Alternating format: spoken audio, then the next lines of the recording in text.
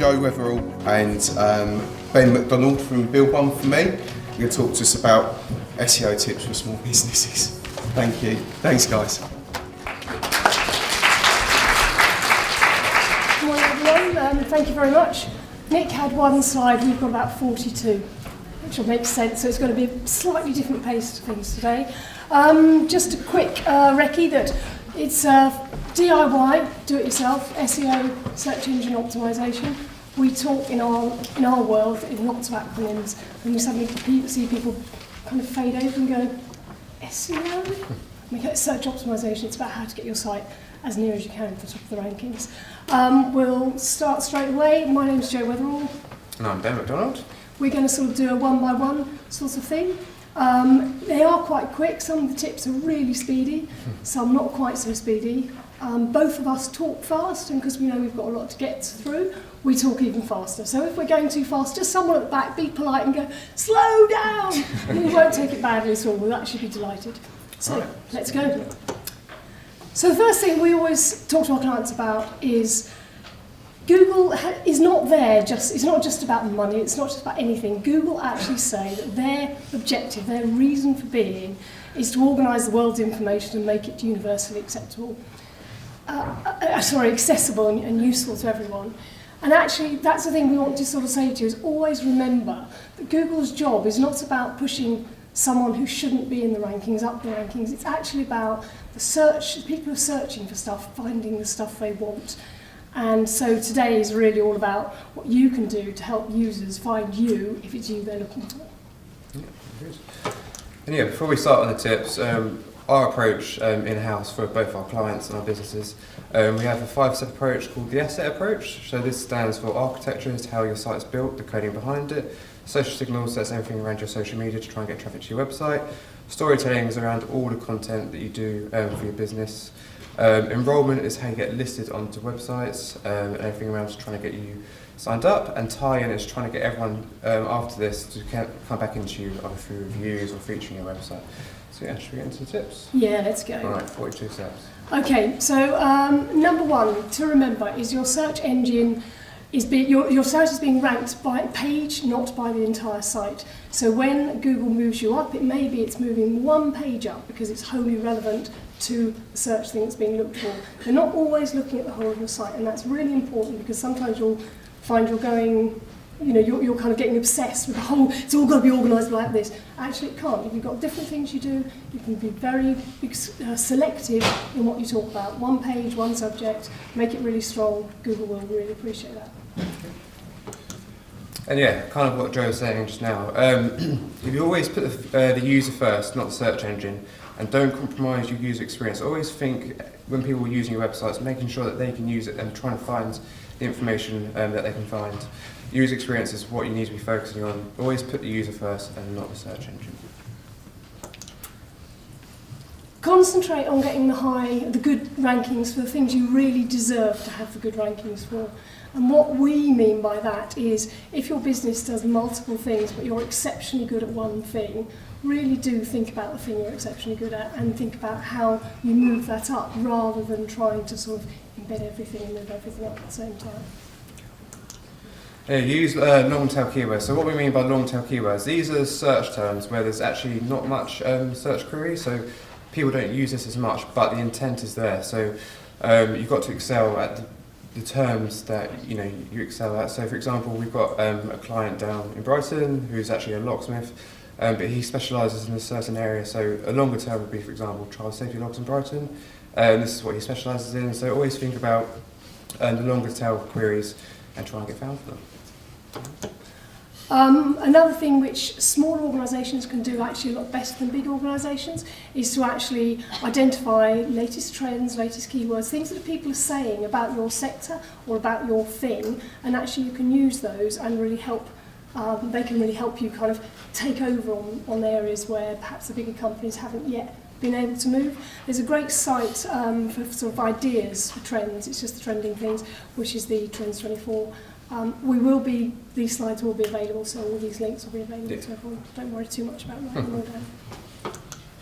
And yeah, and a small handful of specialist keywords. So for example, if your business in a certain location only offers a certain type of brand or a certain type of service, make sure you build content around this, because the thing is, if people put the search query in, you want to be found for it. So if you sell a particular type of brand, offer a specific service, make sure you build content around this and people will find you for it.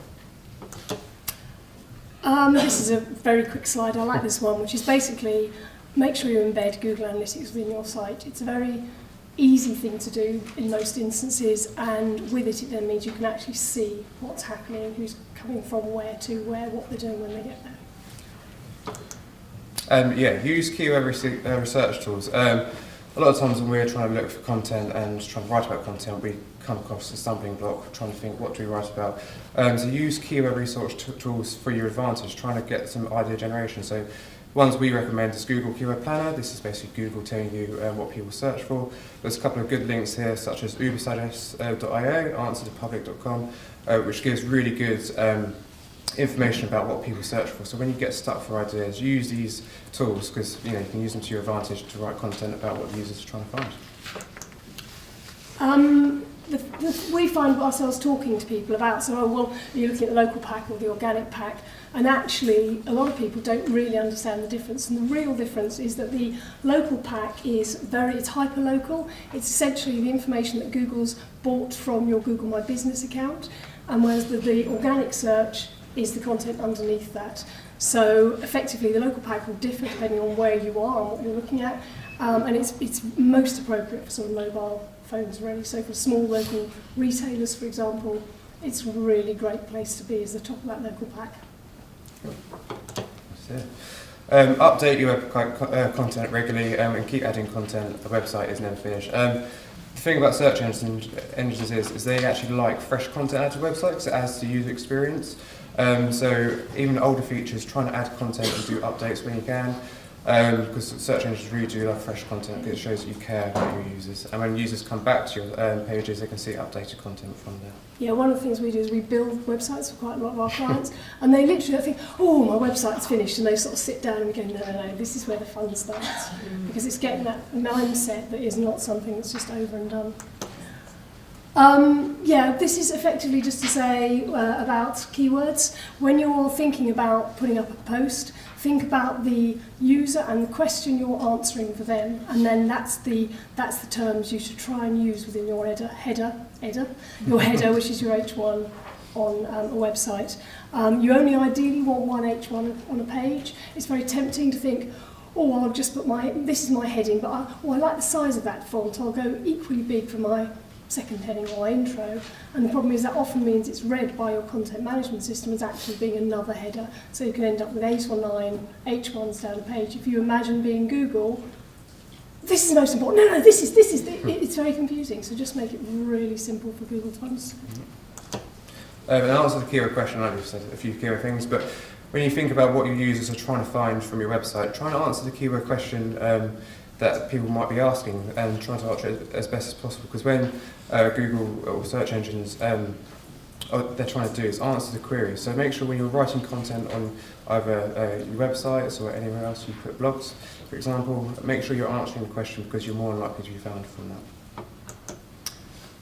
Don't duplicate content, and Google doesn't like it when you duplicate content. A lot of people don't even realise they've duplicated content, because it can be that they've, for example, got a blog, and the blog can show in one place and then in another place, and that means your URLs are different, which means Google sees 2 pages that are actually the same, so it can perceive that as spam. So it's just worth really checking even your own site. There's a great website called SiteLiner. Just get an overview and get a view of whether your site is doing that. You may not even know it's doing it, and that's the frustration, because it's quite an easy thing to solve.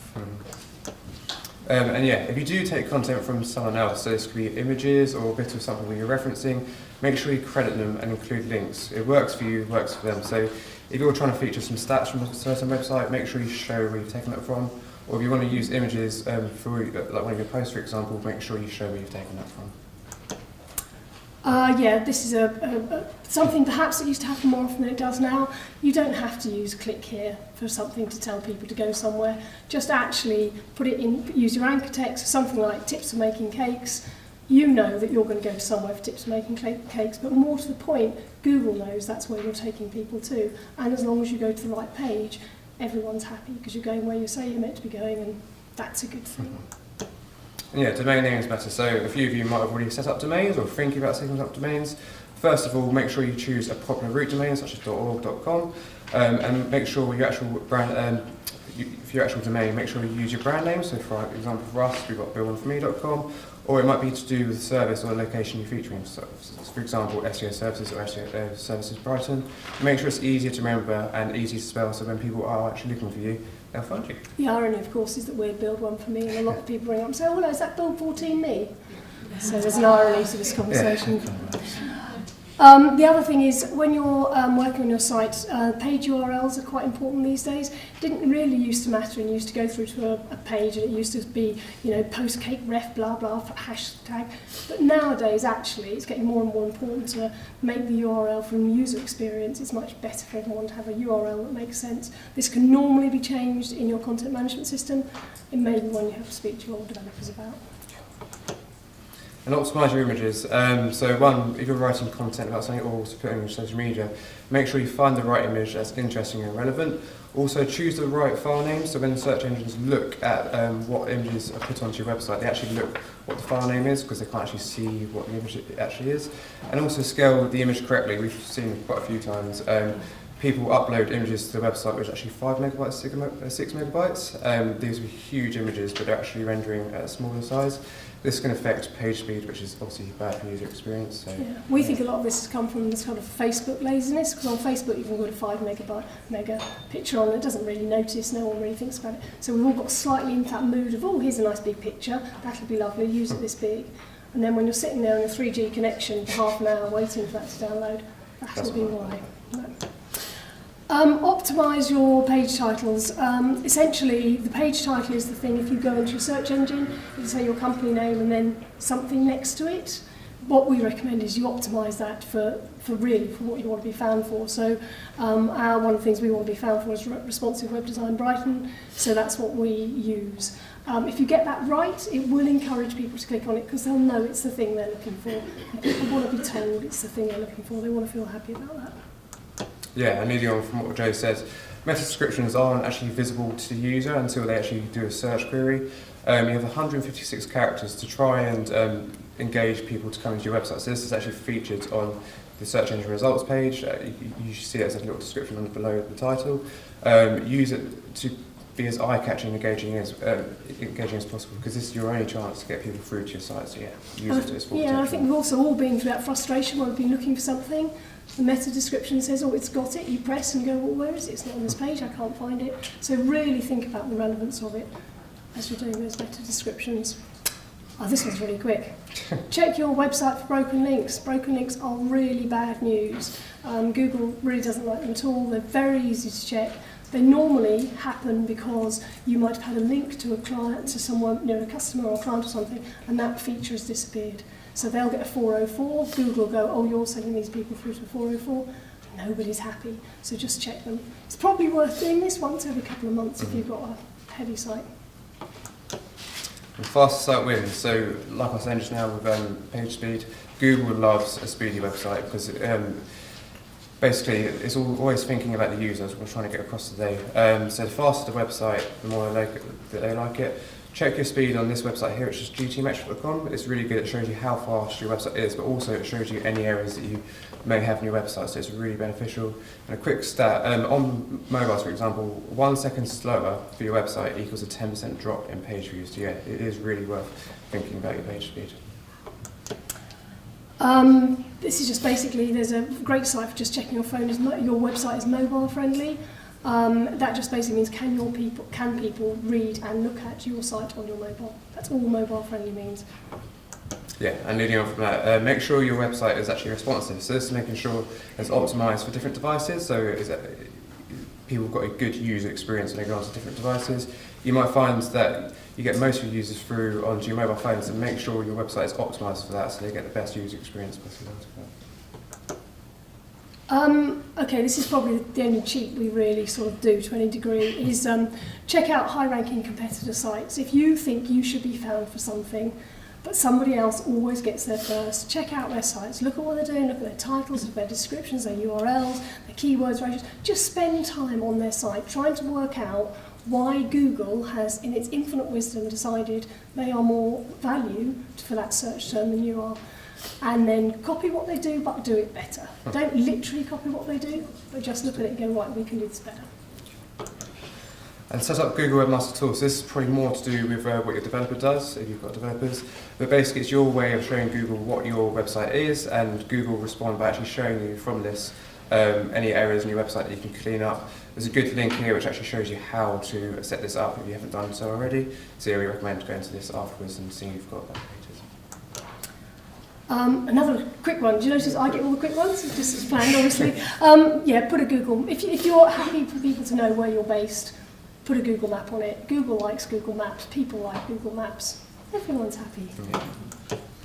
Enrolments. This is one of the steps of our asset approach. This is basically getting your business registered on free, local and sector-specific listings.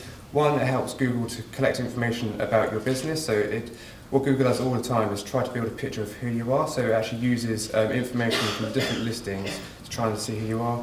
But also it's another way of people trying to get people to your website. So you registering onto different listing websites will actually get traffic through to your website. So yeah, get registered on as many as possible. But before you do that, will you create? What we recommend is creating a NAP, which is a name, address and phone number. People don't actually seem to understand the value of having a very consistent NAP all the way through the web, and it really matters. So you need to have it on all your listings, you need to have it on your Facebook, everywhere you have your name and address displayed. It is really important that you do it in the same way, even down to things like if you always refer to your road as a route RD, then always do it. Just make sure it's always the case, so that when Google sees you, it'll also recognise this over here as you, and oh, so is that, and so is this, and bring all of those things together to make the story better. And kind of what we touched upon earlier about the local pack, make sure you register with Google My Business. This is what you see, register your business on Google, so that shows up in your local business pack. Also your Facebook, Twitter and LinkedIn, use your NAP information consistently across, because it really does matter, because Google can't physically see who you are, so it tries to build as much information apportioning your business name across. And also, if you haven't done so already, claim your Google account and verify it. Don't let someone else hijack it, which has been done and can take years to rectify errors. So yeah, if you haven't done so already, claim your Google My Business account. That's right. I mean, we often cite here a local example where we've got a hardware shop, which a year and a half ago we said to them, you do know that you don't own your Google My Business, and a baker in Cornwall had hijacked it. So it was all sort of talking about croissants and all these sort of things, and actually they still have not been able to remove the description. They've changed the website, they've changed everything else, but the description still says, you can get some great pasties here. Yeah.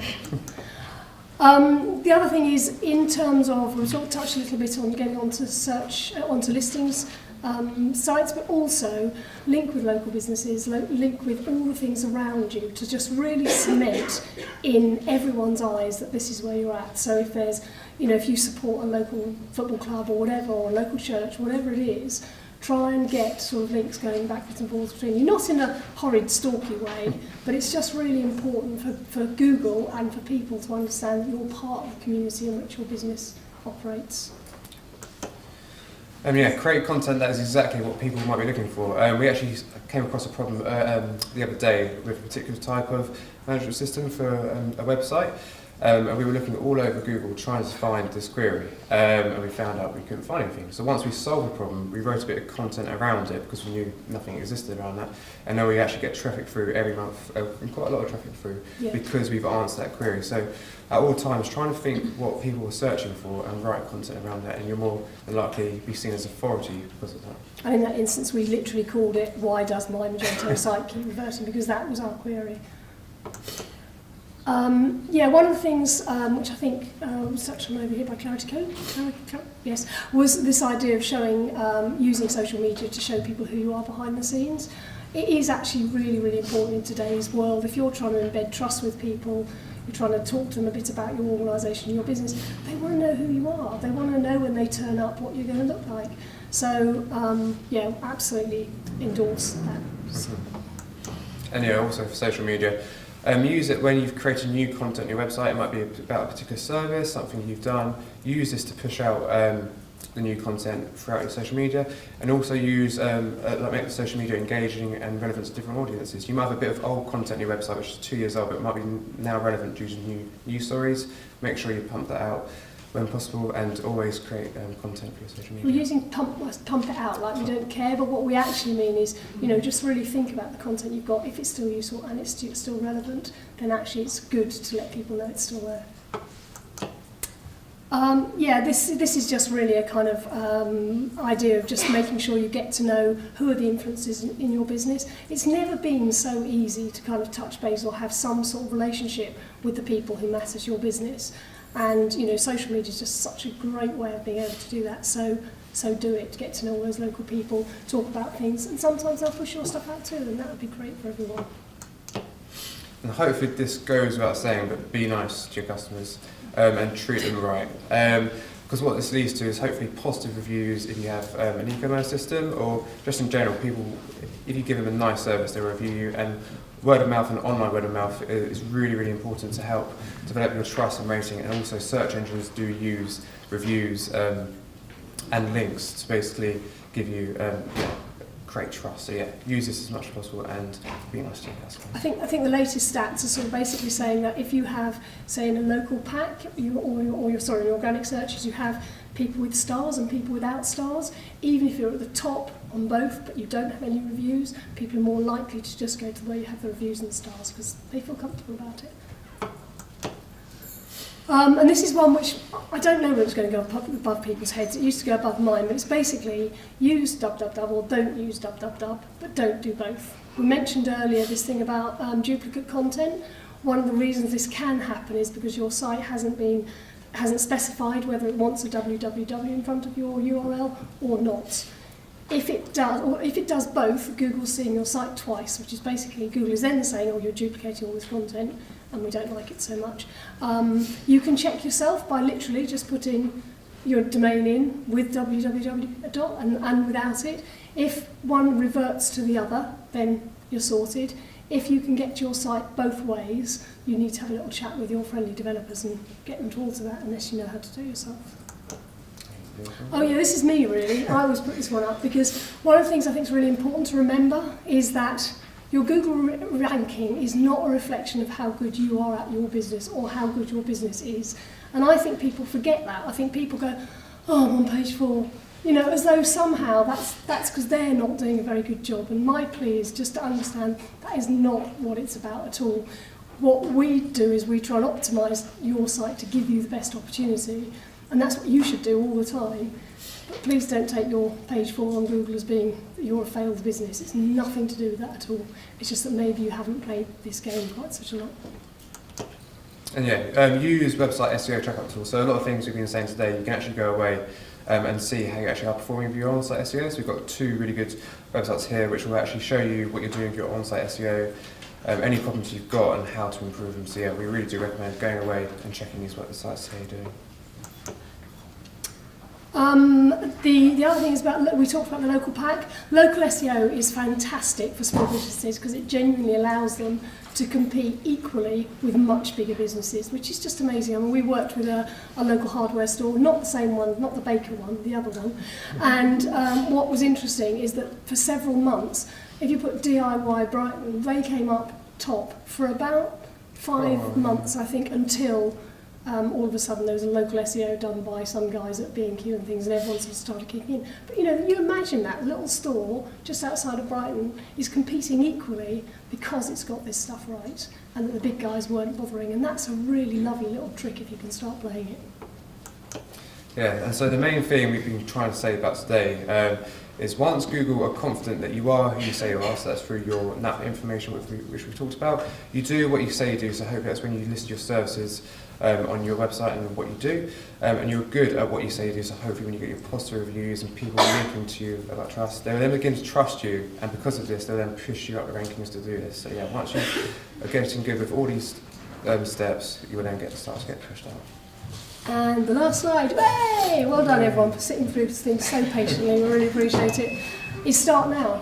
I mean, SEO is an incredibly long journey. It doesn't go away. You just have to keep working at it. So literally go back, do something today. It doesn't matter what it is, but just keep plugging away at trying to make, trying to push yourself up that ranking.